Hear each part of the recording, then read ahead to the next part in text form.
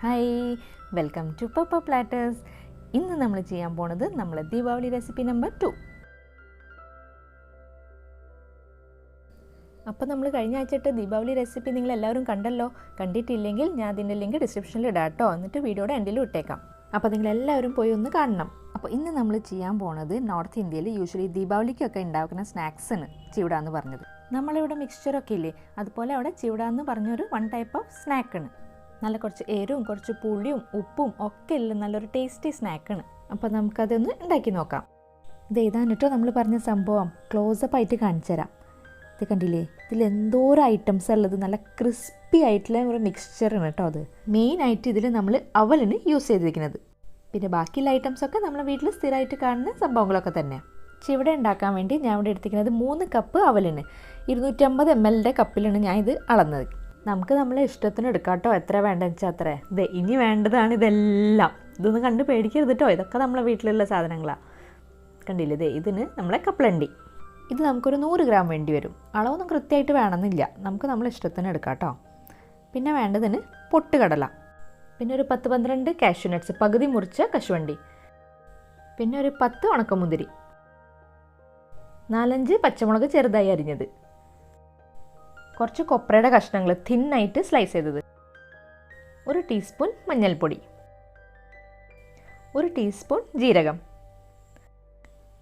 2-3 teaspoon പെരിഞ്ജീരകം, കുറച്ച് കറിവേപ്പില. ഈ കറിവേപ്പില ഞാൻ തലേദിവസം രാത്രി കഴുകി ഫ്രിഡ്ജിൽ വെച്ചതാണ് കേട്ടോ, അതായി ചുരുണ്ടി കൂടി ഇരിക്കുന്നത്.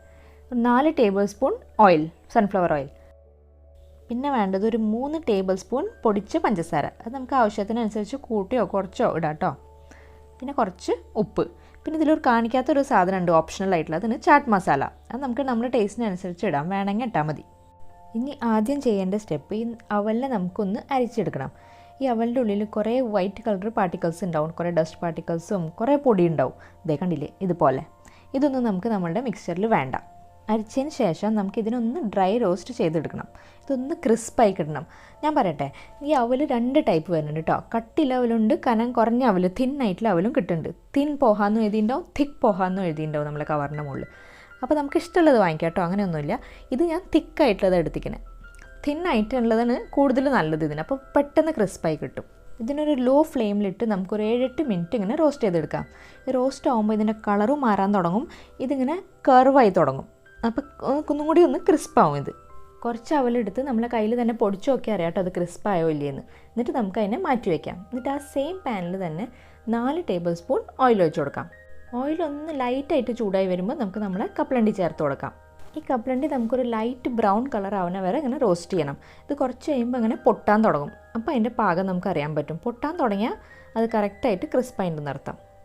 കപ്പലണ്ടിയുടെ ഇപ്പോൾ ഈ പരിവം കണ്ടില്ലേ, നല്ല ലൈറ്റ് ബ്രൗൺ, ആ കളറാണ് പെർഫെക്റ്റ്. ഇനി ഇത് കരിഞ്ഞ് പോണേ മുമ്പ് നമുക്കിതിലേക്ക് ബാക്കി സാധനങ്ങളും ചേർത്ത് കൊടുക്കാം. ആദ്യം തന്നെ ജീരകം, അതിൻ്റെ പിന്നാലെ പെരിഞ്ജീരകം. ഇത് രണ്ടും പൊട്ടി കഴിഞ്ഞതിന് ശേഷം ഇനി ബാക്കി സാധനങ്ങൾ ആഡ് ചെയ്യാമല്ലോ. ഈ സമയത്ത് നല്ലൊരു സ്മെല്ല് വരും. ആ ജീരകവും പെരിഞ്ജീരകവും ഒക്കെ എണ്ണയിൽ കിടന്ന് പൊട്ടുന്നതിൻ്റെ നല്ലൊരു ഫ്ലേവർ ഉണ്ടാവും.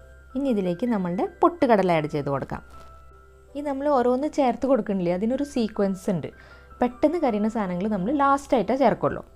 ശരിക്കും പറഞ്ഞാലുണ്ടല്ലോ, ഈ കാണിക്കുന്ന റെസിപ്പി ഉണ്ടല്ലോ, അതിന് ഏറ്റവും സിമ്പിളായ റെസിപ്പി. ശരിക്കും പറഞ്ഞാൽ ഇത് ഓരോന്നോരോന്നായി ആൾക്കാർ കപ്പലണ്ടിയും കശുവണ്ടിയും എല്ലാം വേറെ വേറെയായി വറുത്തെടുക്കും. പക്ഷേ ഞാൻ ഇങ്ങനെ ഉണ്ടാക്കി നോക്കിയപ്പോൾ എനിക്ക് ഇത് എളുപ്പമായിട്ട് തോന്നി. അപ്പോൾ നിങ്ങൾക്ക് കാണിച്ചു തരാമെന്ന് വിചാരിച്ചു. ഇനി ഇതിലേക്ക് നമ്മൾ കശുവണ്ടി ചേർത്ത് കൊടുക്കാം. അതിൻ്റെ കൂടെ തന്നെ നമ്മൾ ഉണക്കമുന്തിരിയും ചേർത്ത് കൊടുക്കാം. അപ്പോൾ ഉണക്കമുന്തിരി ഒന്ന് വീർത്ത് വരുമ്പോഴേക്കും നമ്മളെ കാഷ്യൂനട്ടും ലൈറ്റ് ബ്രൗൺ കളറാവും. അതിൻ്റെ കൂടെ തന്നെ നമ്മളെ പൊട്ടുകടലയും കപ്പലണ്ടിയും ഒരുവിധം റോസ്റ്റായിട്ട് ക്രിസ്പായി വരും. അപ്പോൾ ഇതിൽ നമ്മൾ നേരത്തെ ചേർത്ത സാധനങ്ങൾ കൂടുതൽ ഡാർക്ക് ആവാൻ വേണ്ടി കാത്തിരിക്കരുത്. എന്താണെന്ന് വെച്ചാൽ അതിന് പിന്നാലെ നമ്മൾ വേറെ ഇൻഗ്രീഡിയൻസ് ആഡ് ചെയ്യില്ലേ, അപ്പോൾ അതിൻ്റെ കൂടെ തന്നെ മറ്റേതും ഡാർക്കായിട്ട് റോസ്റ്റായിട്ട് വരും. ഇനി നമുക്കിതിലേക്ക് നമ്മൾ അരിഞ്ഞു വെച്ച പച്ചമുളക് ചേർത്ത് കൊടുക്കാം. അതിൻ്റെ കൂടെ തന്നെ കറിവേപ്പിലയും. ഇനി കരിവേപ്പില ഒന്ന് നമുക്ക് ക്രിസ്പായി കിട്ടണം, അങ്ങനെ പൊടിഞ്ഞു പോകാൻ പാകത്തിന് കിട്ടണം.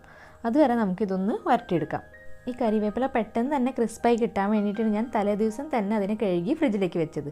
നമ്മൾ ഫ്രഷ് ആയിട്ട് കഴുകിയിട്ടാൽ അത് പെട്ടെന്ന് ക്രിസ്പായി കിട്ടില്ല. ഇനി ഇതിലേക്ക് നമ്മൾ കനം കുറഞ്ഞ് അരിഞ്ഞു വെച്ച കൊപ്ര ചേർത്ത് കൊടുക്കാം. കൊപ്രയുടെ കൂടെ തന്നെ 1 ടീസ്പൂൺ മഞ്ഞൾപ്പൊടി.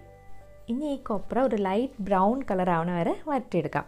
ഈ ചിവട ഉണ്ടാക്കാനുള്ള സാമഗ്രികളൊക്കെ നമ്മൾ ആദ്യം തന്നെ കറക്റ്റായിട്ട് എടുത്തു വെച്ചാണ്ടല്ലോ നമുക്കിത് ഉണ്ടാക്കിയെടുക്കാൻ വളരെ എളുപ്പമാണ്. ഇതേ ഇപ്പോൾ ഇതൊന്ന് നോക്കിയേ, നമ്മളിതിലിട്ട എല്ലാ ഐറ്റംസും ഒരേപോലെ ഫ്രൈ ആയി വന്നിട്ടുണ്ട്. ഇതിപ്പോൾ ഇതിലുള്ള ഐറ്റംസ് എല്ലാം ഒരുവിധം ക്രിസ്പായിന്ന് തോന്നിയാൽ നമുക്കിതിലേക്ക് നമ്മളുടെ അവൽ ചേർത്ത് കൊടുക്കാം. ഇനി അവൽ ചേർത്തതിന് ശേഷം ഇത് നന്നായിട്ടൊന്ന് മിക്സ് ആക്കണം. ഇതിൽ മഞ്ഞൾപ്പൊടി ഇട്ടിട്ടുണ്ടല്ലോ, ആ മഞ്ഞൾപ്പൊടി നമ്മളുടെ ഈ ഓരോ അവലിലും കോട്ടായി കിട്ടണം. ഇനി ഇതിനെ ഒരു 7-8 മിനിറ്റ് കണ്ടിന്യൂസ് ആയിട്ട് ഇളക്കി കൊടുത്തുകൊണ്ടിരിക്കണം. എന്നാലും ഈ മഞ്ഞൾപ്പൊടിയും നമ്മുടെ ബാക്കിയുള്ള മസാലകളൊക്കെ നമ്മുടെ അവലായിട്ട് നന്നായിട്ടൊന്ന് കോട്ടാവുമല്ലോ. ഇനി ഇതിലേക്ക് നമ്മളുടെ ഉപ്പ് ചേർത്ത് കൊടുക്കാം. നമ്മളെ ടേസ്റ്റിനനുസരിച്ച് ഉപ്പ് ചേർത്ത് കൊടുക്കാം കേട്ടോ. ഇതൊന്ന് മിക്സ് ആക്കിയിട്ട് നമുക്കതിലേക്ക് നമ്മളുടെ പൊടിച്ച പഞ്ചസാര ചേർത്ത് കൊടുക്കാം.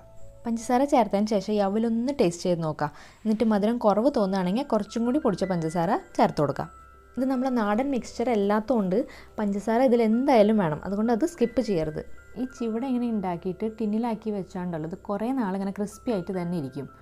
ഈ ദീപാവലി വരുന്ന 2-3 ആഴ്ച മുമ്പുണ്ടല്ലോ നമ്മൾ ഈ നോർത്ത് ഇന്ത്യൻസ് ഇങ്ങനെ സ്നാക്സും സ്വീറ്റ്സും ഒക്കെ ഉണ്ടാക്കി വെക്കും. ഒരു മാസത്തേക്ക് നമുക്കിതിനെ ടിന്നിലിട്ട് സൂക്ഷിച്ച് വെക്കാം. ഇനി ഇതിലേക്ക് നമുക്ക് കുറച്ച് ചാട്ട് മസാല ചേർത്ത് കൊടുക്കാം. ഇത് നിങ്ങൾക്ക് വേണമെങ്കിൽ ചേർത്താൽ മതിട്ടോ, നിങ്ങളുടെ കയ്യിൽ ഉണ്ടെങ്കിൽ മാത്രം ചേർക്കാം. ചാട്ട് മസാല ഇല്ലെങ്കിൽ കുറച്ച് പുളിക്ക് വേണമെങ്കിൽ നാരങ്ങ നീര് ഒഴിച്ചാലും മതി ലാസ്റ്റ്. അല്ലെങ്കിൽ ഈ സ്റ്റേജിൽ നിങ്ങൾക്ക് ഈ അവലൊന്ന് ടേസ്റ്റ് ചെയ്ത് നോക്കിയിട്ട് പുളിയുടെ ആവശ്യം തോന്നുന്നില്ലെങ്കിൽ ഇപ്പോൾ തന്നെ നല്ല ടേസ്റ്റ് ഉണ്ടെങ്കിൽ സ്കിപ്പ് ചെയ്യാം കേട്ടോ.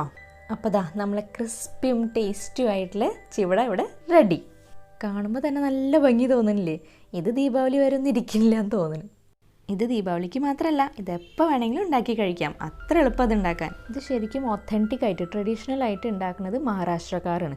ഗുജറാത്തികൾ ഇതിന് ചേവട എന്ന് പറയും. അവിടെയും ദീപാവലിക്ക് ഇത് ഭയങ്കര ഫേമസാണ്.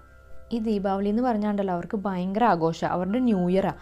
അപ്പോൾ ഈ സ്നാക്സും സ്വീറ്റ്സും അവരൊക്കെ നേരത്തെ തന്നെ ഉണ്ടാക്കി വെക്കും. എന്നിട്ട് ദീപാവലിയുടെ ദിവസം ഈ ഗസ്റ്റൊക്കെ വരുമ്പോണ്ടല്ലോ അവർക്ക് ഇതൊക്കെ സെർവ് ചെയ്യും. നമ്മളെ ചിവടയും സ്വീറ്റ്സും പിന്നെ നമ്മളെ മുറുക്കുണ്ടല്ലോ അതിന് ചക്ലി എന്നാണ് പറയാം. അങ്ങനത്തെ കുറേ സംഭവങ്ങളുണ്ടാവും.